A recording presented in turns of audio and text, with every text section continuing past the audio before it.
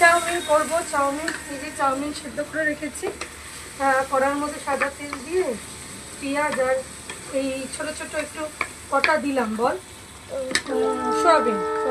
এবার দেবো ডিম। এবার এক সাইডেই আমি ডিম দিয়ে দেবো, ডিমটা ওখানেই করে নেবো, ডিমটা এদিকেই করে নেবো।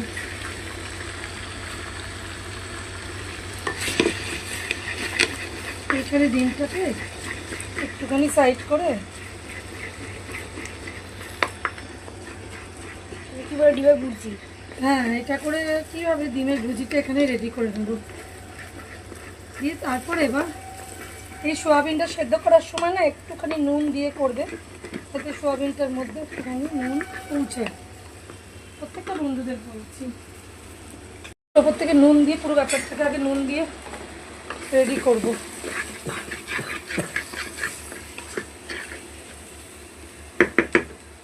এবার দেবো চাউমিনগুলো। মায়ের হাতে চাউমিন খেলে কোনো মানে কোনো মানুষ বুঝতেই পারবে না যে এটা চাউমিন ছিল। এটা দারুণ চাউমিন বানাবে। দাঁড়াও, সব জিনিসগুলো পরপর দেবো, দিয়ে দিই।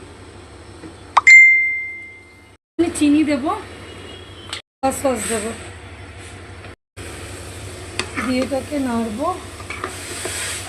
দিয়ে সকালে টিফিন তো চট জলদি বানাচ্ছি, বুঝলে। মানুষের নাম ভুলে যাবে মায়ের হাতে এইখানে। না গো, ওর কথা বাদ দাও, দারুণ হ্যাঁ। বানাবে। বানাই সবসময়, তাড়াহুড়ো করে বানাচ্ছি, এখন জানিও না কি দিচ্ছি কি দিচ্ছি না। একটু মেশাচ্ছি তো, মেশাতে গেলে একটু উলট পালট হয়, তাই না বন্ধুরা। একটু পুরো মশলাটাও মিশিয়ে দিই। এরকম ছোটো চা এ দিয়ে করবে না, খুব ভালো লাগে না তো চাউমিনটা।